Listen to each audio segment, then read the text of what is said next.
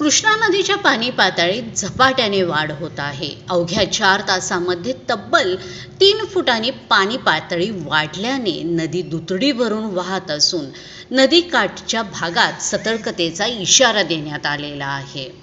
सांगली शहरातील आयर्विन पूल परिसरात कृष्णा नदीच्या पाणी पातळीत सातत्याने वाढ होताना दिसून येत आहे।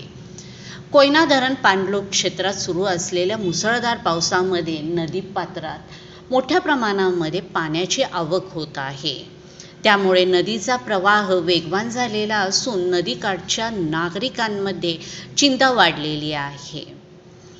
4 तासांमध्ये 3 फुटांनी पाण्याची पातळी वाढलेली असल्यामुळे सध्या परिस्थिती पाहता रात्रीपर्यंत नदीच्या पाणी पातळी 32 फुटापर्यंत जाण्याची शक्यता व्यक्त करण्यात येत आहे।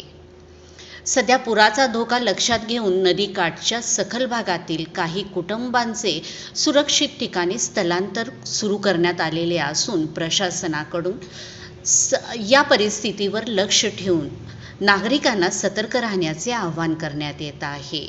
याचप्रमाणे सांगली मिरज आणि कुपवाड महानगरपालिकेच्या महापौरांनीही आज नागरिकांना सतर्क राहून अफवेंवर विश्वास ठेवू नका असे आवाहन आज त्यांनी पत्रकार परिषदेमध्ये केलेले आहे।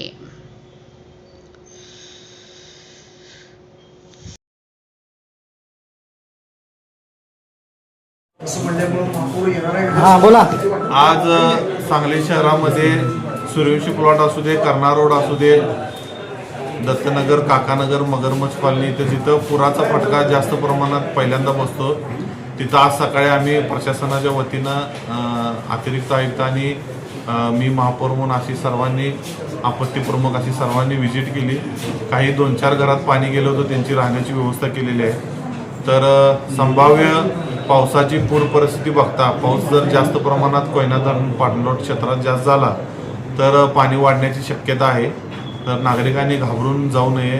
नागरिकांची महानगरपालिकेतर्फे दरवर्षीप्रमाणे पूर आल्यावर जी आपण व्यवस्था करतो राहण्याची, खाण्याची, राहण्याची, ती सगळी व्यवस्था यावर्षीसुद्धा आम्ही तयार करून ठेवलेली आहे। गणरायाचरणी आम्ही प्रार्थना केलेली आहे की महापूर हा यायलाच नको, पण आपत्ती म्हणून जर निसर्गाच्या पुढे आपण जाऊ शकत नाही। जर महापूर आलाच तर प्रशासन आणि आम्ही सर्वजण सज्ज आहोत। नागरिकांनी घाबरून न जाता प्रशासनाशी कोऑर्डिनेट करून व्यवस्थित सर्वांनी आपल्या आपल्या ठिकाणावर जायचं आहे। आणि महापुराच्या बाबतीत कोणत्याही अफवांवर विश्वास ठेवू नका। महापालिकेचा आपत्ती ॲप म्हणून एक आहे, त्याचं सर्वांनी डाउनलोड करून घ्यायचं आहे आणि त्यावर तुम्हाला सगळ्या डिटेल्स डाउनलोड केल्या जातील। त्यानुसार सर्व ठिकाणी माहिती पोहोचवली जाईल।